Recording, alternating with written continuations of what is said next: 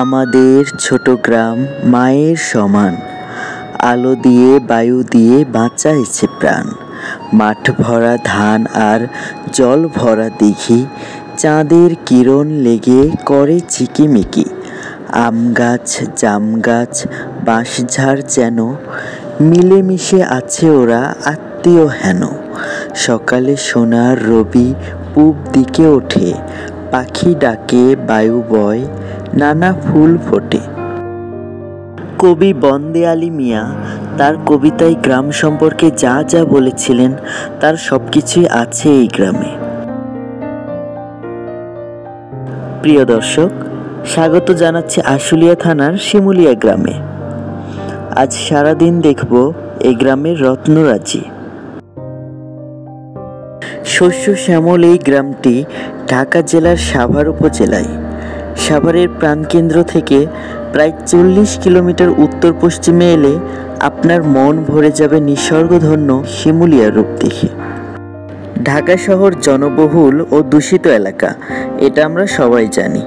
কিন্তু শহরের এত কাছে যে দূষণমুক্ত প্রাকৃতিক সৌন্দর্য আর ঐতিহ্যে ভরপুর এমন একটি এলাকা রয়েছে, তা আমরা কজনই বা জানতাম।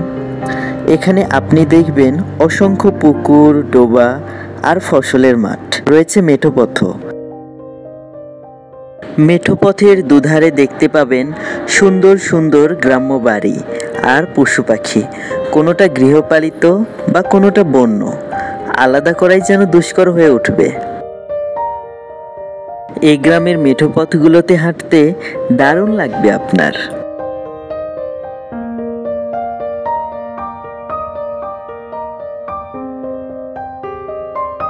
উঁচু উঁচু পুরনো টিনের ঘরগুলি যুগ যুগ ধরে জানান দিয়ে যাচ্ছে পুরানো দিনের কথা। শত বছর ধরে দাঁড়িয়ে থাকা এমন অনেক বৃক্ষের দেখা মিলবে এই শিমুলিয়ায়।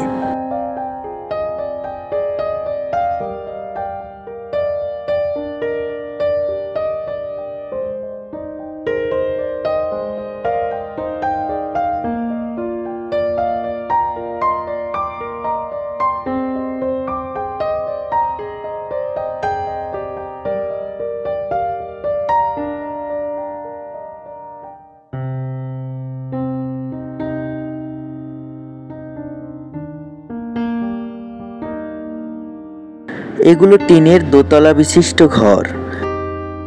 মাথা উঁচু করে থাকা লম্বা লম্বা ঘরগুলি যে কত দিনের পুরানো তা দেখে বলা মুশকিল।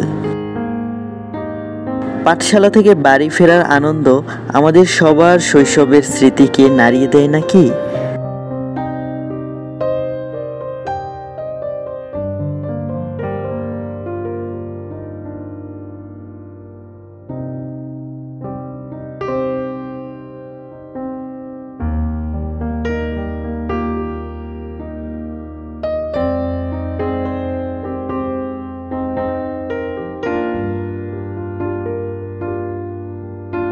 খাল, বিল আর অসংখ্য জলাধার বয়ে চলে এই শিমুলিয়ার বুক চিরে।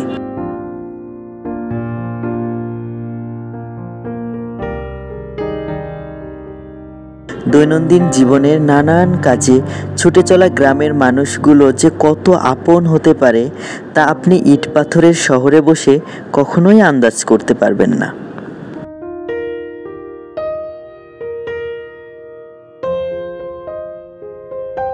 প্রথমেই বলেছি, জলাধারে ঘেরা শিমুলিয়ার এক একটি পাড়া, তাই চলাচলের সহজ মাধ্যম এখানে নৌকা।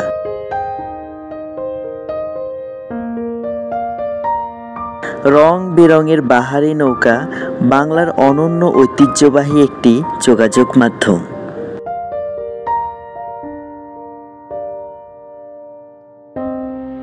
সেই আদিম যুগ থেকে এখানে পারাপারে ব্যবহৃত হয় বাঁশের সাঁকো।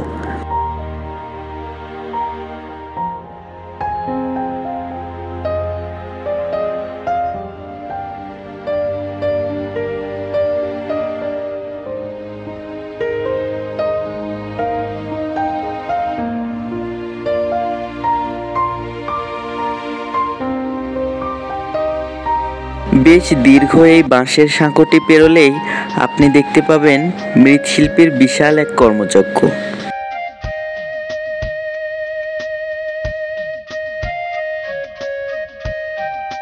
হ্যাঁ, এটি শিমুলিয়ার নরপাড়া।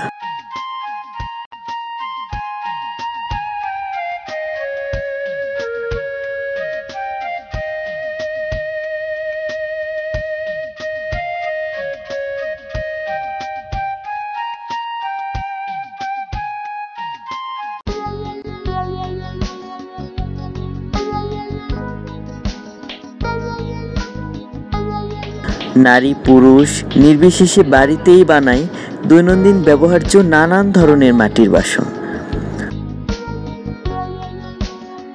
মাটি ঘেঁষা এই মানুষেরা যে আপনাকে মুহূর্তেই কতটা আপন করে নেবে তা না দেখে কল্পনাই করতে পারবেন না।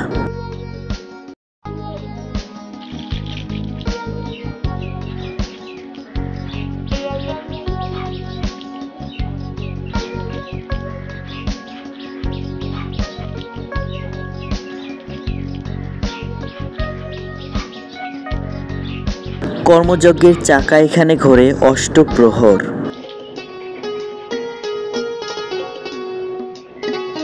চাকে তৈরি করা এমন শত শত চিতই পিঠার পাত্র এরা শুকোতে দেয় সারি সারি করে।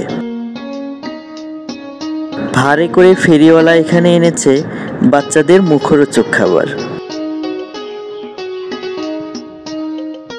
জলাশয় থেকে কচুরিপানা তুলে তা রোদে শুকোনোর পর ব্যবহার করা হয় মৃৎপাত্র পোড়ানোর কাজে। প্রিয় দর্শক, বাংলাদেশের বিভিন্ন গ্রাম ও ঐতিহ্য নিয়ে তৈরি করা এমন আরও তথ্যচিত্র পেতে আমাদের চ্যানেলটি সাবস্ক্রাইব করে পাশেই থাকুন। সুপ্রিয় দর্শক, আজকের মতো এখানেই শেষ করছি। দেখা হবে নতুন কোনো জনপদে। ততক্ষণ ভালো থাকুন সবাই। আল্লাহ হাফেজ।